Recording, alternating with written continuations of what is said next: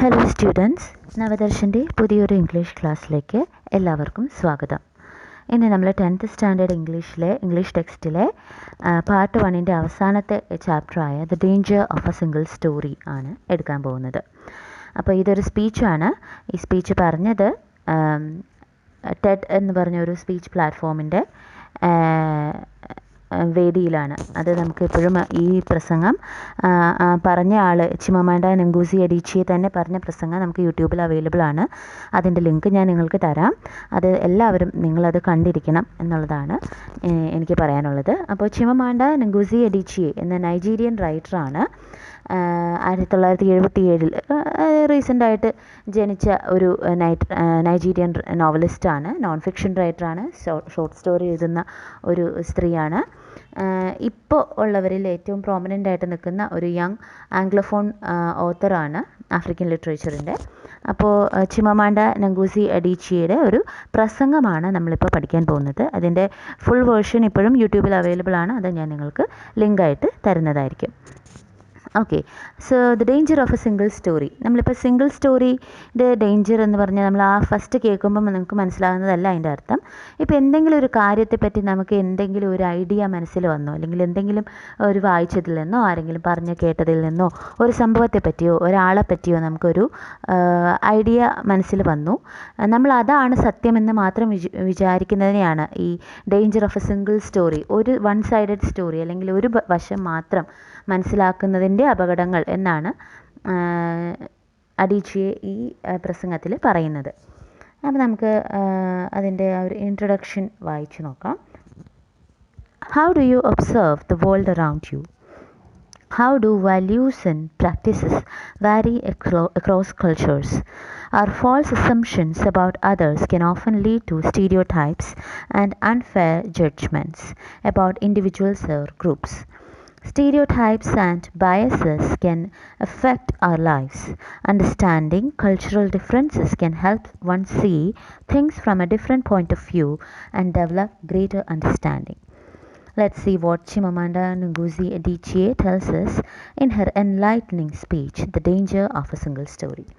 Okay, അപ്പം ഇതിൽ പറഞ്ഞിരിക്കുന്നത് എന്താണ്? ഇപ്പോൾ നമുക്ക് ആഫ്രിക്ക എന്നുള്ളൊരു രാജ്യത്തെ പറ്റി തന്നെ നമ്മളൊക്കെ വായിച്ചതിൽ നിന്നും നമ്മൾ ടി വിയിലൊക്കെ കേൾക്കുന്നതിൽ നിന്നൊക്കെ നമുക്കൊരു ഒരു സ്റ്റീരിയോ ടൈപ്പ്, അല്ലെങ്കിൽ ഒരു സൈഡ് ഓഫ് വ്യൂ, ഒരു കാര്യത്തെപ്പറ്റി അല്ലെങ്കിൽ ഒരു രാജ്യത്തെപ്പറ്റി അല്ലെങ്കിൽ ഒരു സംസ്കാരത്തെപ്പറ്റി നമുക്ക് മനസ്സിലാക്കുന്ന, നമ്മൾ വായിച്ചതിൽ നിന്നോ കേട്ടതിൽ നിന്നോ ഒക്കെ മനസ്സിലാകുന്ന ഒരേ ഒരു സൈഡ് മാത്രം വിശ്വസിച്ച് അതാണ് സത്യമെന്ന് വിചാരിക്കുന്നതിൻ്റെ അപകടം എന്നാണ് നമ്മൾ ഈ ചാപ്റ്ററിൻ്റെ ഹെഡിങ്ങിൽ നിന്ന് മനസ്സിലാക്കേണ്ടത് കേട്ടോ. അപ്പോൾ നമുക്ക് ആ സ്പീച്ചിലേക്ക് കിടക്കാം. I'm a storyteller, and I'd like to tell you a few personal stories about what I like to call the danger of a single story. അപ്പോൾ ഇത് സ്റ്റീരിയോ ടൈപ്സിനെ പറ്റിയാണ് പറയുന്നത്. സ്റ്റീരിയോ ടൈപ്പ് എന്ന് പറഞ്ഞാൽ എന്താണ്? ഒരു ആളെപ്പറ്റിയോ അല്ലെങ്കിൽ ഒരു സംഭവത്തെപ്പറ്റി അല്ലെങ്കിൽ ഒരു സ്ഥലത്തെപ്പറ്റി നമുക്ക് ഉണ്ടാകാൻ സാധ്യതയുള്ള ഏതെങ്കിലും ഒരു വശത്തേക്കുള്ള മാത്രം വ്യൂ, അതാണ് സ്റ്റീരിയോ ടൈപ്പ് എന്ന് പറയുന്നത് അല്ലേ. അത് മിക്കപ്പോഴും അത് സത്യം അല്ലെന്ന് പറയാൻ പറ്റത്തില്ല, സത്യമായിരിക്കാം, പക്ഷേ അത് ഇൻകംപ്ലീറ്റ് ആണ്. അങ്ങനെയാണ് നമ്മുടെ അഡീച്ചിയെ അവരുടെ പ്രസംഗത്തിൽ പറയുന്നത്. അപ്പോൾ നമുക്കത് വായിച്ചു തുടങ്ങാം. സോ അവർ തന്നെ അവരുടെ ആ പ്രസംഗത്തിന് പറയുന്ന പേരാണ് the danger of a single story എന്ന്. അപ്പോൾ അവരൊരു സ്റ്റോറി ടെല്ലറാണ്, ഒരു കഥ പറച്ചിലുകാരിയാണ്. അപ്പോൾ ഒരു പേഴ്സണൽ സ്റ്റോറീസ് എല്ലാം പറഞ്ഞുകൊണ്ടാണ് അവർ ഈ നമുക്കിത് മനസ്സിലാക്കി തരുന്നത്, ഈ സ്റ്റീരിയോ ടൈപ്സിൻ്റെ പ്രശ്നം എന്താണെന്ന് നമുക്ക് മനസ്സിലാക്കി തരുന്നത്. I grew up on a university campus in eastern Nigeria. My mother says that I started reading at the age of 2, although I think it probably happened when I was 4. അമ്മമാരെപ്പോഴും മക്കളെ ഉയർത്തി പറയാനായിട്ട് താല്പര്യപ്പെടുന്നവരാണല്ലോ. അപ്പോൾ അതുപോലെ ഈ അഡീച്ചിയുടെ അമ്മയും അഡീച്ചിയെ 2 വയസ്സുള്ളപ്പോൾ മുതൽ വായിക്കാൻ തുടങ്ങുമായിരുന്നു, അല്ലെങ്കിൽ അങ്ങനെ പറയുമായിരുന്നു. പക്ഷേ ഒരു 4 വയസ്സിൽ വെച്ചൊക്കെ ആയിരിക്കും തുടങ്ങിയിട്ടുണ്ടാവുക എന്നാണ് അഡീച്ചി വിശ്വസിക്കുന്നത്. So I was an early reader and what I read were British and American children's books. അപ്പോൾ പുള്ളിക്കാരി ഒരു യൂണിവേഴ്സിറ്റി ക്യാമ്പസിൽ താമസിക്കുന്നത് കൊണ്ട് തന്നെ അവിടെ അവൈലബിൾ ആയിരുന്ന എന്ന് പറയുന്നത് ബ്രിട്ടീഷ് അമേരിക്കൻ ചിൽഡ്രൻസ് ബുക്സ് ആയിരുന്നു. അപ്പോൾ ഈ ആഫ്രിക്കൻ ലിറ്ററേച്ചറൊന്നും അഡീച്ചിയയ്ക്ക് ആ സമയത്ത് വായിക്കാനായിട്ട് കിട്ടിയില്ല. അപ്പോൾ അവിടെ കിട്ടിയിരുന്നത് ബ്രിട്ടീഷ് അമേരിക്കൻ ചിൽഡ്രൻസ് ബുക്സ് ആയിരുന്നു. അപ്പോൾ ഇവർ വായിച്ചിരുന്നത് ചെറുപ്പത്തിൽ as an early reader she used to read British American children's books. അപ്പോൾ ആ ഒരു വായന അവരുടെ ആ ഒരു വ്യൂ പോയിൻറ്റിനെ അല്ലെങ്കിൽ ലോകത്തെ നോക്കി കാണുന്നതിനെ അഫക്റ്റ് ചെയ്തു എന്നാണ് അവർ പറയുന്നത്. I was also an early writer, and when I began to write at about the age of 7, stories in pencil with crayon illustrations that my poor mother was obligated to read, I wrote exactly the kinds of stories I was reading. All my characters were white and blue-eyed. They played in the snow, they ate apples, and they talked a lot about the weather, how lovely it was that the sun had come out. Early reader ആയതുകൊണ്ട് തന്നെ അവർക്ക് എഴുതാനായിട്ടും ഇഷ്ടമുണ്ടായിരുന്നു. So she was an early writer too. And when she began to write at the age of 7, അപ്പോൾ 7 വയസ്സിൽ തന്നെ ഇവർ എഴുതാനായിട്ട് ആരംഭിച്ചു. അപ്പോൾ സ്റ്റോറീസ് പെൻസിൽ കൊണ്ടാണ് എഴുതിയിരുന്നത്. ക്രയോൺ ഇല്ലസ്ട്രേഷൻസ് ഒക്കെ വരച്ചിരുന്നു. അപ്പോൾ ഇതൊക്കെ എഴുതിയിരുന്നത് ആരാണ് വായിച്ചിരുന്നത്? അവരുടെ അമ്മയായിരിക്കുമല്ലോ. ഒബ്വിയസ്ലി അമ്മയായിരിക്കും വായിച്ചിട്ടുണ്ടാവുക.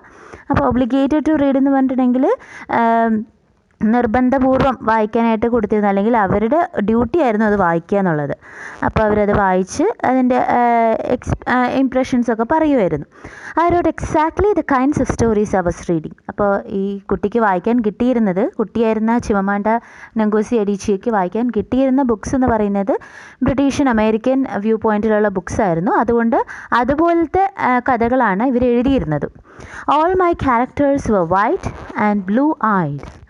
അപ്പോൾ വെള്ള നിറത്തിലുള്ള, അപ്പോൾ ഇവരെന്ന് പറയുന്നത് നൈജീരിയയിൽ നിന്നുള്ള ഒരു ബ്ലാക്ക് വുമണാണ്. പക്ഷേ അവർ എഴുതിയിരുന്ന കഥകളിലെ ക്യാരക്ടേഴ്സൊക്കെ നല്ല വെളുത്ത സ്കിന്നുള്ള, നീല കണ്ണുകളുള്ള ആളുകളായിരുന്നു.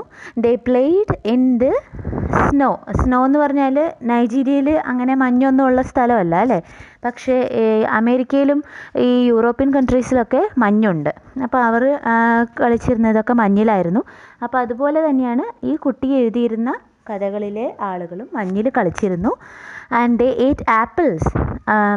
ഇവരുടെ നൈജീരിയയിലെ മെയിൻ ഫ്രൂട്ട് എന്ന് പറയുന്നത് മാങ്ങയാണ്. പക്ഷേ അമേരിക്കയിലൊക്കെ അവരുടെ പ്രധാന ഫ്രൂട്ട് എന്ന് പറയുന്നത് ആപ്പിളാണ്. അപ്പോൾ അതുകൊണ്ട് തന്നെ ഇവരുടെ കഥയിലെ കുട്ടികളും ആളുകളും ക്യാരക്ടേഴ്സൊക്കെ ആപ്പിൾ കഴിച്ചിരുന്നു. And they talked a lot about the weather, how lovely it was that the sun had come out.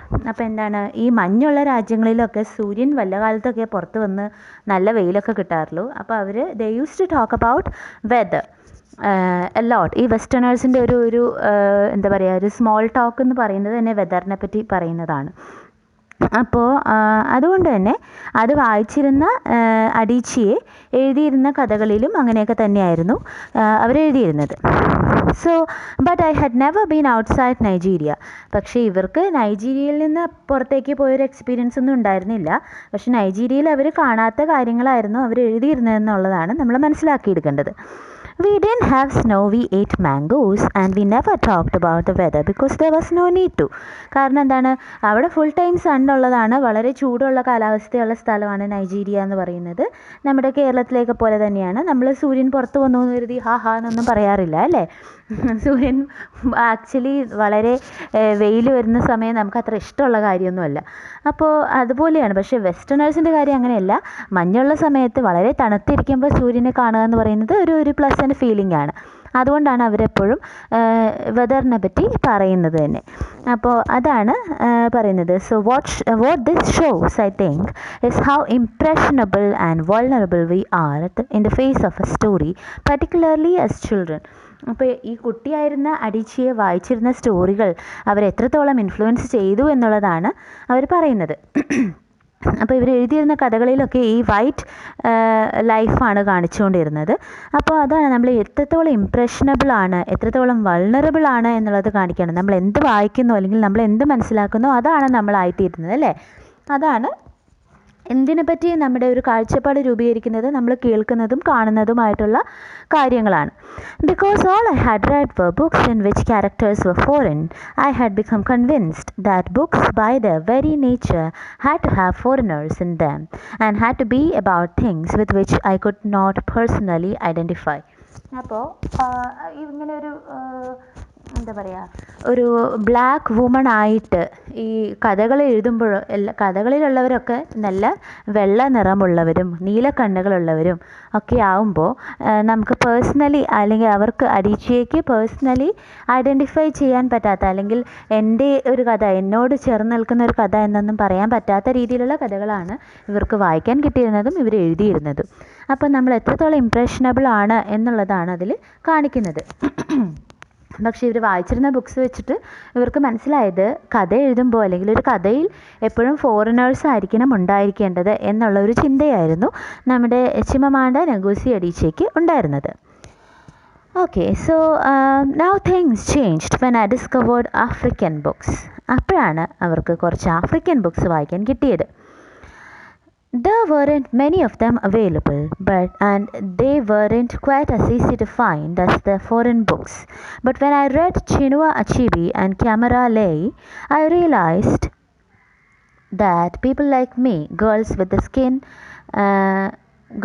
skin the color of chocolate, whose kinky hair could not form ponytails, could also exist in literature. അപ്പോൾ അങ്ങനെ ഇരിക്കുകയാണ് ഈ British American ബുക്സൊക്കെ വായിച്ച ആ ഒരു ഇംപ്രഷനിലിരിക്കുമ്പോഴാണ് ഇവർക്ക് African literature വായിക്കാൻ കിട്ടുന്നത്. അപ്പോൾ അങ്ങനെ വായിച്ച് തുടങ്ങിയപ്പോഴാണ് ഷിനുവ അഷീബി എന്ന് പറഞ്ഞിട്ടുള്ള എഴുത്തുകാരനുണ്ട്, ക്യാമറ ലൈ എന്ന് പറഞ്ഞ എഴുത്തുകാരിയുണ്ട്. അങ്ങനെയുള്ളവരെയൊക്കെ കണ്ടുമുട്ടിയപ്പോഴാണ്, ഈ അവരുടെയൊക്കെ ബുക്സ് വായിച്ചപ്പോഴാണ് ഇതുപോലെ ചുരുണ്ട മുടിയുള്ള ചോക്ലേറ്റ് സ്കിൻ കളറുള്ള, ഈ ആഫ്രിക്കൻസിൻ്റെ സ്കിന്നിൻ്റെ കളർ എന്ന് പറയുന്നത് ചോക്ലേറ്റ്, ഡാർക്ക് ചോക്ലേറ്റിൻ്റെ കളറല്ലേ, അപ്പോൾ ചോക്ലേറ്റ് സ്കിൻ കളറുള്ള ആളുകളും ലിറ്ററേച്ചറിലുണ്ട് എന്ന് മനസ്സിലായത് ഇങ്ങനെയുള്ളവരുടെയൊക്കെ ഈ ആഫ്രിക്കൻ റൈറ്റേഴ്സിൻ്റെ ബുക്സ് കിട്ടിക്കഴിഞ്ഞപ്പോഴാണ്. അപ്പോൾ കിങ്കി ഹെയർ എന്ന് പറഞ്ഞാൽ ചുരുണ്ട എന്നൊക്കെയാണ് അതിൻ്റെ അർത്ഥം. അപ്പോൾ പോണി ടെയിൽസ് കെട്ടാൻ പറ്റും, ഇങ്ങനെ വളരെ ചുരുണ്ട സ്പ്രിങ് പോലത്തെ മുടി നമുക്ക് പോണി ടെയിലായിട്ട് മേളിലേക്ക് ഇങ്ങനെ കെട്ടാൻ പറ്റത്തില്ല. അപ്പോൾ അങ്ങനെ കെട്ടാൻ പറ്റാത്ത മുടിയുള്ള ആളുകളും ഉണ്ട്, അങ്ങനെയുള്ള ആളുകളും ലിറ്ററേച്ചറിലുണ്ട് എന്ന് മനസ്സിലായത് ഇങ്ങനെയുള്ള ആഫ്രിക്കൻ ലിറ്ററേച്ചർ വായിക്കാൻ തുടങ്ങിയതിന് ശേഷമാണ്.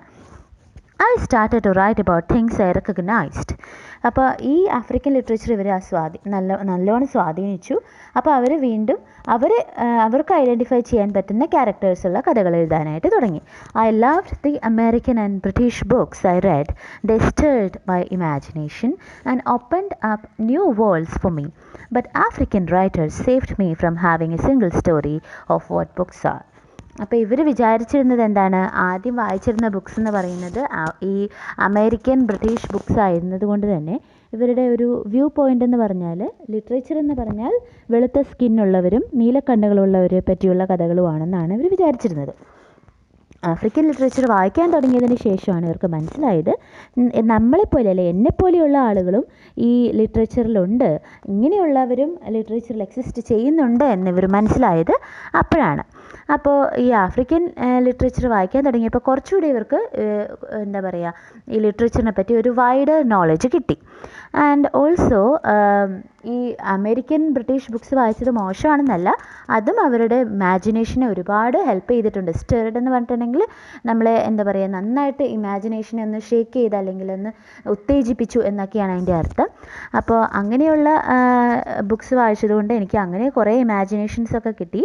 പക്ഷേ ആഫ്രിക്കൻ റൈറ്റേഴ്സ് ഉണ്ടെന്ന് മനസ്സിലാക്കി അവരുടെ ബുക്സ് വായിക്കാൻ തുടങ്ങിയപ്പോഴാണ് ഈ ബുക്സ് എന്ന് പറഞ്ഞാൽ ഫോറിൻ റൈറ്റേഴ്സിൻ്റേത് മാത്രമല്ല എന്നെപ്പോലുള്ളവരുടെ ബുക്സുകളും ഉണ്ട് എന്നെനിക്ക് മനസ്സിലായത്. ഇനി അവരുടെ കുറച്ച് പേഴ്സണൽ എക്സ്പീരിയൻസസ് പറയുകയാണ്. I come from a very conventional middle class Nigerian family. My father was a professor, my mother was an administrator, and so we had, as was the norm, live-in domestic help who would often come from nearby rural villages. So the year I turned 8, we got a new house boy. His name was Fide. The only thing my mother told us about him was that his family was very poor. My mother sent yams and rice and our old clothes to his family. And when I didn't finish my dinner, my mother would say, Finish your food. Don't you know people like Fide's family have nothing? So I felt enormous pity for Fide's family. അപ്പോൾ എന്താ സംഭവിച്ചതെന്നറിയാമോ? ഇവർക്ക് ഈ ചിമമാൻഡ നങ്കൂസി അഡീച്ചിയയ്ക്ക് 8 വയസ്സായപ്പോൾ അവരുടെ വീട്ടിൽ ഒരു ഹെൽപ്പറായിട്ട് ഒരു boy വന്നു, ഒരു ഒരു ഒരു ഒരു ചെക്കൻ വന്നു. ഓക്കെ, അവൻ്റെ പേരായിരുന്നു ഫിഡെ. അപ്പോൾ ഈ ചിമമാൻഡ നങ്കൂസി അഡീച്ചിയുടെ ഫാമിലി എന്ന് പറയുന്നത് ഒരു മിഡിൽ ക്ലാസ് നൈജീരിയൻ ഫാമിലിയാണ്. അച്ഛനൊരു പ്രൊഫസറായിരുന്നു, അമ്മ ഒരു അഡ്മിനിസ്ട്രേറ്റർ ആയിരുന്നു. അപ്പോൾ ഇങ്ങനെ രണ്ടുപേരും വർക്കിംഗ് ആയതുകൊണ്ട് തന്നെ വീട്ടിൽ സഹായിക്കാനായിട്ട് ഒരു ഡൊമസ്റ്റിക് ഹെൽപ്പ് ഉണ്ടായിരുന്നു. ഒരു സെർവൻ്റ് എന്നോ അല്ലെങ്കിൽ ഒരു ഹെൽപ്പർ എന്നൊക്കെ പറയാവുന്ന ഒരു ആളുണ്ടായിരുന്നു എപ്പോഴും.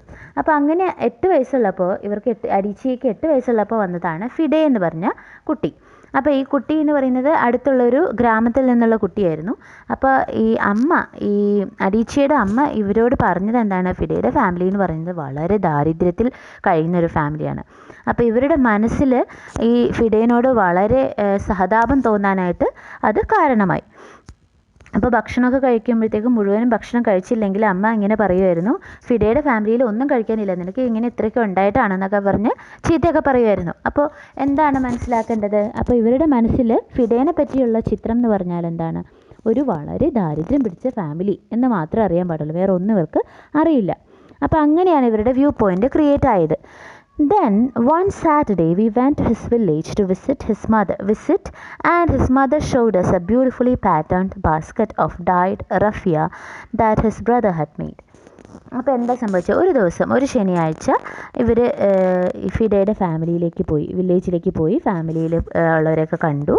അപ്പോൾ ഈ ഫിഡയുടെ ബ്രദർ ഉണ്ടാക്കിയ ഒരു തഴപ്പായ, റഫിയ എന്ന് പറഞ്ഞ തഴപ്പായാണ്. ഈ തഴപ്പായ ഒക്കെ കളർ ചെയ്തിട്ടുണ്ടായ ഒരു ബ്യൂട്ടിഫുള്ളി പാറ്റേൺഡ് ബാസ്ക്കറ്റ് ഈ ഫിഡയുടെ അമ്മ ഇവരെ കാണിച്ചു. ഈ ചിമമാൻഡ നങ്കൂസി അഡീച്ചിയനെ ഫാമിലീനെ കാണിച്ചു. I was startled. It had not occurred to me that anybody in his family could actually make something. All I had heard about them actually was how poor they were, so that it had become impossible for me to see them as anything else but poor. Their poverty was my single story of them. അപ്പോൾ എന്ത് സംഭവിച്ചു, ഇങ്ങനെ ഒരു തഴപ്പായ കാണിച്ചു കഴിഞ്ഞപ്പോഴത്തേക്കും എന്ത് സംഭവിച്ചു, തഴപ്പായ കൊണ്ടുള്ള ആ ബാസ്ക്കറ്റ് കണ്ടു കഴിഞ്ഞപ്പോഴത്തേക്കും ചിമമാൻഡ നങ്കൂസി അഡീച്ചിയെ ഞെട്ടിപ്പോയി. എന്താണ് കാരണം, അവരുടെ മനസ്സിൽ ഈ ഫിഡയുടെ ഫാമിലിയിൽ ആർക്കെങ്കിലും എന്തെങ്കിലുമൊക്കെ ഉണ്ടാക്കാൻ സാധിക്കും എന്നൊരു ഐഡിയ ഒന്നും ഉണ്ടായിരുന്നില്ല. ഇവരുടെ മനസ്സിൽ അമ്മ പറഞ്ഞിരുന്ന പ്രകാരം ഇവരൊരു പുവറായിട്ടുള്ള ഫാമിലി എന്നുള്ള ഒരു ഐഡിയ മാത്രം ഉണ്ടായിരുന്നുള്ളൂ. So the poverty was her single story of them. അപ്പോൾ ഈ പോവർട്ടിയിൽ താമസിക്കുന്ന ഒരു ഫാമിലി എന്നുള്ളതിനപ്പുറത്തേക്ക് ഒരു വ്യൂ പോയിൻ്റ് ഇവരെ പറ്റി ഉണ്ടായിരുന്നില്ല എന്നുള്ളതാണ് അഡീച്ചിയെ പറയുന്നത്. Years later, I thought about this when I left Nigeria to go to university in the United States. I was 19. My American roommate was shocked by me. She asked where I had learned to speak English so well and was confused when I said that Nigeria happened to have English as its official language. She asked if she could listen to what she called my tribal music and was consequently very disappointed when I produced my tape of Mariah Carey. അപ്പോൾ എന്ത് സംഭവിച്ചു, years later, അപ്പോൾ ഇവർക്ക് 8 വയസ്സുള്ളപ്പോൾ ഉള്ളൊരു കഥയാണ് ഇപ്പോൾ പറഞ്ഞത്. പിന്നെ വർഷങ്ങൾക്ക് ശേഷം ഇവർ 19 വയസ്സുള്ള സമയത്താണ് നൈജീരിയയിൽ നിന്ന് യുണൈറ്റഡ് സ്റ്റേറ്റ്സിലേക്ക് പഠിക്കാൻ വേണ്ടിയിട്ട് ഇവർ പോയത്. അപ്പോൾ ഒരു അമേരിക്കൻ റൂംമേറ്റാണ് ഈ അഡീച്ചിയയ്ക്ക് കിട്ടിയത്. അമേരിക്കൻ റൂംമേറ്റ് അങ്ങ് ഞെട്ടിപ്പോയി ഇവരെ കണ്ടപ്പോൾ. എന്താണ് കാരണം, ഇവർ നന്നായിട്ട് ഇംഗ്ലീഷ് സംസാരിക്കുന്നു, ഇവരുടെ കയ്യിലുണ്ടായിരുന്നത് ട്രൈബൽ മ്യൂസിക്കൊന്നും അല്ല. അപ്പം നമ്മുടെയൊക്കെ ഒരു ഐഡിയ എന്ന് പറയുന്ന ആഫ്രിക്ക എന്ന് പറയുന്നത് ആദിവാസികളുടെ അല്ലെങ്കിൽ ട്രൈബ്സിൻ്റെ ഒരു ഏരിയ ആണ്. ഇങ്ങനെ ചാടിത്തുള്ളിയൊക്കെ നടക്കുന്ന പാട്ടും ഡാൻസും ഒക്കെയാണ്. അങ്ങനെയൊക്കെ ഒരു ഐഡിയ ആണല്ലോ നമുക്ക് നമ്മുടെ ചുറ്റുമുള്ള ലിറ്ററേച്ചറിൽ നിന്ന് ടി വിയിൽ നിന്നൊക്കെ കിട്ടുന്നത്. അപ്പോൾ അങ്ങനെ ഒരു ഐഡിയ തന്നെയായിരുന്നു ഈ അമേരിക്കൻ റൂംമേറ്റിനും ഉണ്ടായിരുന്നത്. അപ്പോൾ ഇവരുടെ കയ്യിൽ മരിയ ക്യാരി എന്ന് പറയുന്ന ഒരു വെസ്റ്റേൺ സിംഗറിൻ്റെ ഒരു പാട്ടിൻ്റെ കളക്ഷനായിരുന്നു ഇവരുടെ കയ്യിലുണ്ടായിരുന്നത്. അപ്പോൾ അത് കണ്ടു കഴിഞ്ഞപ്പോഴത്തേക്കും ഈ അമേരിക്കൻ റൂംമേറ്റ് ഞെട്ടിപ്പോയി എന്നാണ് അഡീച്ചിയെ പറയുന്നത്. She had felt sorry for me even before she saw me. അപ്പോൾ എന്താണ് ഒരു ആഫ്രിക്കൻ റൂംമേറ്റാണ് ഈ അമേരിക്കക്കാരത്തേക്ക് കിട്ടാൻ പോകുന്നതെന്ന് മനസ്സിലാക്കിയപ്പോൾ, അറിഞ്ഞു കഴിഞ്ഞപ്പോൾ ഇവരെ കാണുന്നതിന് മുമ്പ് തന്നെ, ഈ അഡീച്ചിയനെ കാണുന്നതിന് മുമ്പ് തന്നെ വളരെ സഹതാപം തോന്നിയിട്ടാണ് അമേരിക്കൻ റൂംമേറ്റ് ഇങ്ങോട്ട് വന്നതെന്നാണ് അമേരിക്കൻ റൂംമേറ്റ് ഇവരോട് പറഞ്ഞത്. Her default position towards me as an African was a kind of patronising well meaning pity. അപ്പോൾ എന്താ, ആഫ്രിക്കയിൽ നിന്ന് വന്നാണ്, ദാരിദ്ര്യം പിടിച്ച ഫാമിലിയിൽ നിന്നായിരിക്കും, അല്ലെങ്കിൽ ഒരു കഴിവുമില്ലാത്ത എന്താ പറയുക, ഒരു പാവമായിരിക്കും എന്നുള്ള, പാവം എന്ന് പറഞ്ഞാൽ ഫൈനാൻഷ്യലി വളരെ പുവറായിരിക്കും എന്നൊക്കെയുള്ള ഒരു പിറ്റി ഫീലിംഗ് ആയിരുന്നു ഈ ആഫ്രിക്കൻ റൂംമേറ്റിനോട് അമേരിക്കൻ റൂംമേറ്റിനും ഉണ്ടായിരുന്നത്. My roommate had a single story of Africa. അപ്പോൾ ആഫ്രിക്ക എന്ന് പറഞ്ഞാൽ എന്താണെന്നുള്ള ഒരു വ്യൂ പോയിൻ്റ് ആയിരുന്നു ഈ റൂംമേറ്റിനുണ്ടായിരുന്നത്.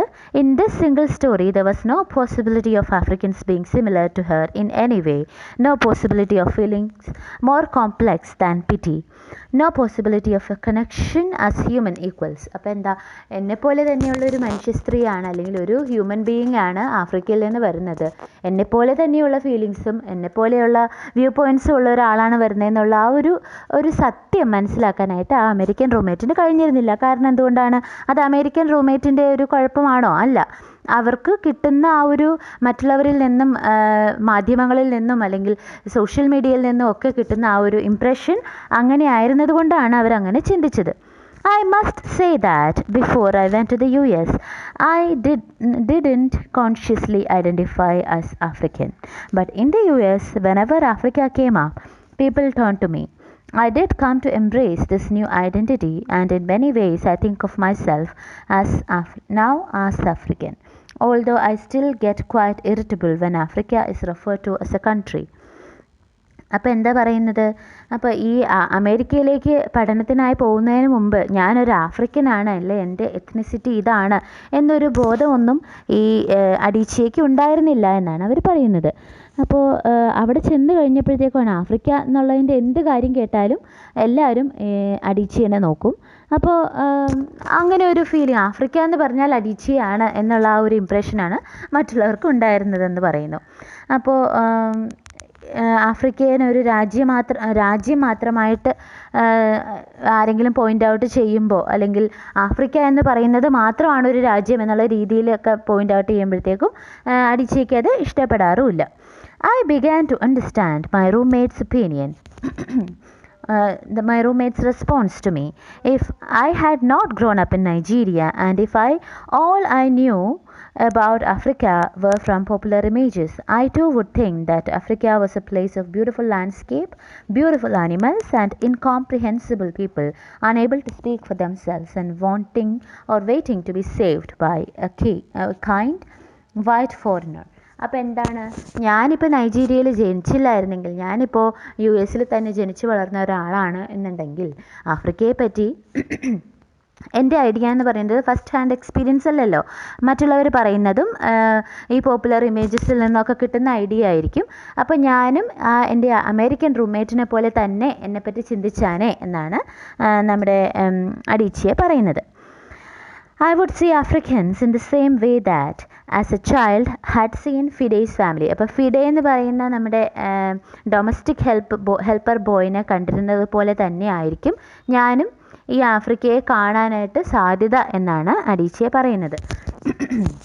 അപ്പോൾ ആഫ്രിക്ക എന്ന് പറയുന്നത് നല്ല മനോഹരമായ സ്ഥലങ്ങളും മനോഹരമായ നല്ല സുന്ദരങ്ങളായ കാഴ്ചകളൊക്കെയുള്ള കുറേ മൃഗങ്ങളൊക്കെയുള്ള ഒരു സ്ഥലവും, പക്ഷേ ആളുകളെന്ന് പറയുന്നത് നമുക്ക് മനസ്സിലാക്കാൻ സാധിക്കാത്ത വളരെ നിഗൂഢരായ മനുഷ്യരും, അവർ വളരെ ഫൈനാൻഷ്യലി ആണെങ്കിലും കൾച്ചറലി ആണെങ്കിലും വളരെ താഴ്ന്ന നിലയിലുള്ള മനുഷ്യരും, അവരാണെങ്കിൽ തന്നെ ഏതെങ്കിലും ഒരു ഫോറിനർ, ഒരു വൈറ്റ് സ്കിൻഡ് ഫോറിനർ വന്ന് രക്ഷിക്കാൻ വേണ്ടി കാത്തു നിൽക്കുന്ന മനുഷ്യരുള്ള സ്ഥലമായിരിക്കും ആഫ്രിക്ക എന്നായിരിക്കും മറ്റുള്ളവരെ പോലെ തന്നെ എൻ്റെയും ഒരു ചിന്ത എന്നാണ് അഡീച്ചിയെ പറയുന്നത്.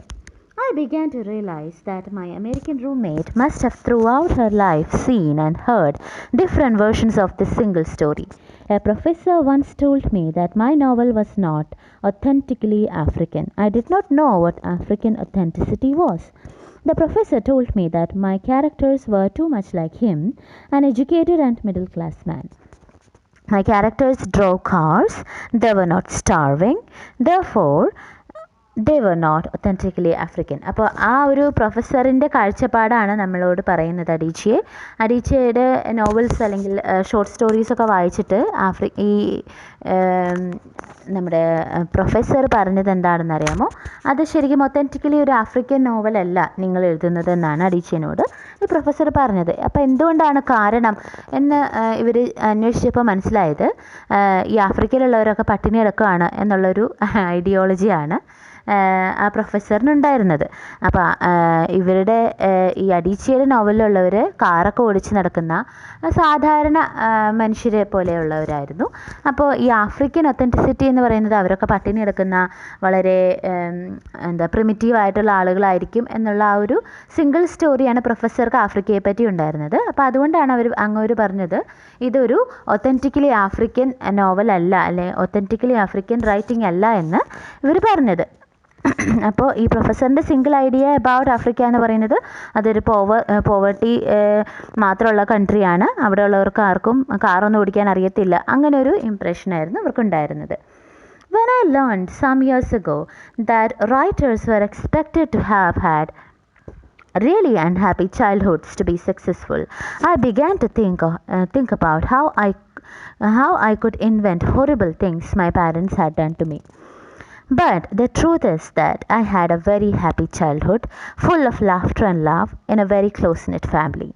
അപ്പോൾ എന്താണ്, പിന്നീട് കുറേ വർഷങ്ങൾക്ക് കഴിഞ്ഞപ്പോഴാണ് ഇവർക്ക് മനസ്സിലായത് ഈ നല്ല സക്സസ്ഫുൾ ആയിട്ടുള്ള റൈറ്റേഴ്സൊക്കെ എങ്ങനെയായിരിക്കും അവരുടെയൊക്കെ ചൈൽഡ്ഹുഡ് എന്ന് പറയുന്നത് വളരെ അൺഹാപ്പിനെസ് നിറഞ്ഞ, വളരെ കഷ്ടപ്പാടുകൾ നിറഞ്ഞ, അല്ലെങ്കിൽ അപ്പനും അമ്മയും ഒക്കെ ഉപദ്രവിക്കുന്ന, അല്ലെങ്കിൽ മറ്റുള്ളവരുടെ ഉപദ്രവങ്ങളും ബുള്ളിങ്ങും ഒക്കെ സഹിച്ച് കഷ്ടപ്പെട്ട് വന്നവരായിരിക്കും ഈ നല്ല റൈറ്റേഴ്സ് എന്നുള്ള ആ ഒരു ഇംപ്രഷൻ ഈ അഡീച്ചയ്ക്ക് കിട്ടി.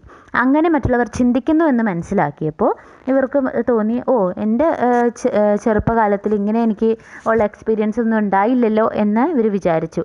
അത് അവർ കുറച്ച് തമാശ രൂപത്തിലാണ് പറയുന്നത്.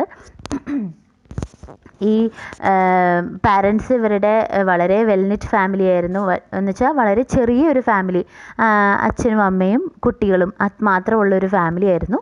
അപ്പോൾ വളരെ ഹാപ്പി ആയിട്ടുള്ളൊരു ചൈൽഡ്ഹുഡാണ് ഈ അഡീച്ചയ്ക്ക് ഉണ്ടായിരുന്നത്. പക്ഷേ അൺഹാപ്പി ചൈൽഡ്ഹുഡ് ഉള്ളവരെ നല്ല സക്സസ്ഫുൾ റൈറ്റേഴ്സ് ആകൂ എന്നൊരു നോഷൻ സമൂഹത്തിലുണ്ടെന്നുള്ളത് ഈ അഡീച്ചയെ പിന്നീടാണ് മനസ്സിലാക്കിയതെന്നാണ് പറയുന്നത്. But I also had grandfathers who died in refugee camps. My cousin Pole died because he could not get adequate health care.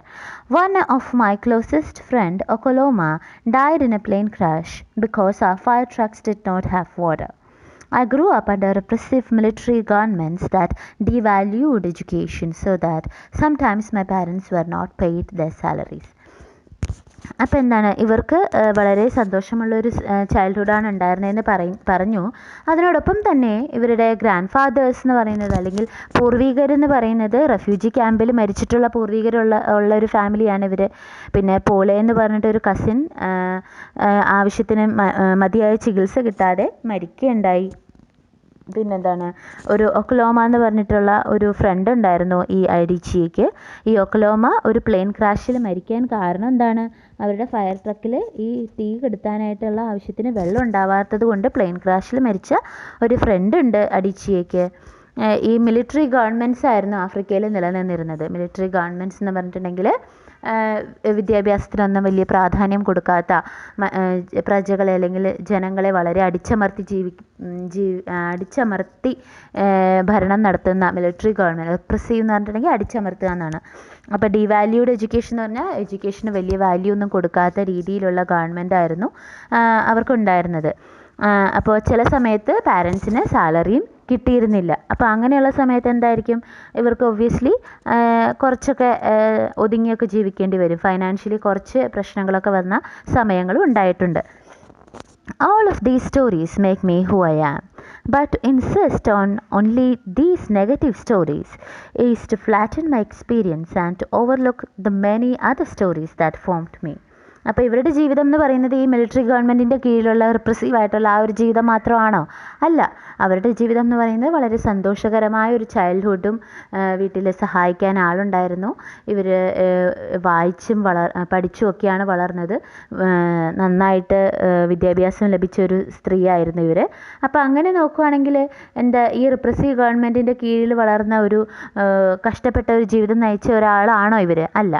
അവർക്ക് എല്ലാ രീതിയിലുമുള്ള അവരെ പറ്റിയുള്ള മുഴുവൻ കാര്യങ്ങളും പരിഗണിച്ചാലേ അവരെ പറ്റി നമുക്ക് മുഴുവനായിട്ട് മനസ്സിലാക്കാൻ പറ്റുള്ളൂ. അപ്പോൾ ഈ സ്റ്റീരിയോ ടൈപ്പിംഗ് എന്ന് പറയുന്ന ആ ഒരു പ്രശ്നത്തിനെയാണ് നമ്മുടെ അഡിച്ചിയെ ക്ലിയർ ആയിട്ട് നമുക്ക് മനസ്സിലാക്കി തരുന്നത്. ഇതെല്ലാം കൂടെ ചേർന്നതാണ്. ഇപ്പോൾ ഈ ഫിഡയുടെ കഥയാണെങ്കിലും അല്ലെങ്കിൽ അമേരിക്കയിൽ പഠിക്കാൻ പോയ കഥയാണെങ്കിലും ഇതൊക്കെ കൂടെ ചേരുന്നതാണ് അഡിച്ചിയുടെ ജീവിതം, അല്ലേ? അല്ലാതെ ഞാൻ പറഞ്ഞത് മാത്രം, അല്ലെങ്കിൽ ആഫ്രിക്ക എന്ന് പറയുന്ന ഈ രാജ്യം എന്ന് പറയുന്നത് പോവർട്ടിയിൽ കിടക്കുന്ന, ബുദ്ധിയില്ലാത്ത കൾച്ചറില്ലാത്ത കുറേ ആളുകളുടെ ജീവിതം എന്നുള്ള രീതിയിലാണോ നമ്മൾ മനസ്സിലാക്കേണ്ടത്? അല്ല. അപ്പോൾ എല്ലാ രീതിയിലുമുള്ള ആളുകൾ നമ്മുടെ എല്ലാവരുടെയും ചുറ്റിനും നമ്മൾ കാണുന്നത് പോലെ പല രീതിയിലുള്ള മനുഷ്യരും പല രീതിയിലുള്ള കാര്യങ്ങളുള്ള ഒരു സ്ഥലമാണ് ആഫ്രിക്ക. അല്ലെങ്കിൽ അങ്ങനെയുള്ള ഒരു സ്ഥലത്ത് നിന്ന് വരുന്ന ഒരു റൈറ്ററാണ്. അപ്പോൾ അവരുടെ എക്സ്പീരിയൻസ് എന്ന് പറയുന്നത് പല രീതിയിലും അവരെ സ്വാധീനിച്ചിട്ടുണ്ട്. അല്ലാതെ എന്താണ് നമ്മുടെ മനസ്സിലുള്ള ഒരു സ്റ്റീരിയോ ടൈപ്പ് പോലെ മറ്റുള്ളവരെ മനസ്സിലാക്കരുത്. നമ്മൾ എല്ലാ രീതിയിലുമുള്ള ഒപ്പീനിയൻസ് എടുക്കണം എന്നൊക്കെയാണ് നമ്മളെ ചിമമാണ്ട നങ്കൂസി അഡീച്ചിയെ ഓർമ്മിപ്പിക്കുന്നത്. The single story creates stereotypes, and the problem with stereotypes is not that they are untrue, but that they are incomplete. They make one story become the only story. അപ്പോൾ എന്താ സ്റ്റീരിയോടൈപ്പ് എന്ന് പറയുന്നത്? എന്താണ് അത്? ഈ ഒരു നമ്മളിപ്പോൾ എന്താ പറയുക, എൻ്റെ ഒരു എക്സ്പീരിയൻസ് പറയുകയാണെങ്കിൽ, പണ്ട് കണ്ണൂർ ഞാൻ ചെറുതായിരുന്ന സമയത്ത് ഒരു ബോംബ് ബ്ലാസ്റ്റിൽ അഷിത എന്ന് പറഞ്ഞൊരു കുട്ടിയുടെ കാല് തകർന്നു പോയി എന്നൊരു ന്യൂസാണ് ഞാൻ കണ്ണൂരിനെ പറ്റി വായിച്ചത്. പത്രത്തിൽ വായിച്ചതാണത്. ഞാൻ ചെറുതായിരുന്ന സമയത്ത് നടന്ന ഒരു കാര്യമാണ്. അപ്പോൾ ഇങ്ങനെ ആ ഒരു വാർത്ത വായിച്ചപ്പോൾ ഞാൻ മനസ്സിലാക്കിയത് കണ്ണൂരെന്ന് പറയുന്നത് ഭയങ്കര അതിക്രമങ്ങളും പ്രശ്നങ്ങളൊക്കെ നടക്കുന്ന ഒരു സ്ഥലമാണെന്നാണ് ഞാൻ മനസ്സിലാക്കി വെച്ചിരുന്നത്. പക്ഷേ പിന്നീടാണ് നമ്മൾ പഠിച്ചു കഴിഞ്ഞപ്പോൾ കണ്ണൂരിനെ പറ്റി ഒരുപാട് കാര്യങ്ങൾ നമ്മൾ മനസ്സിലാക്കി.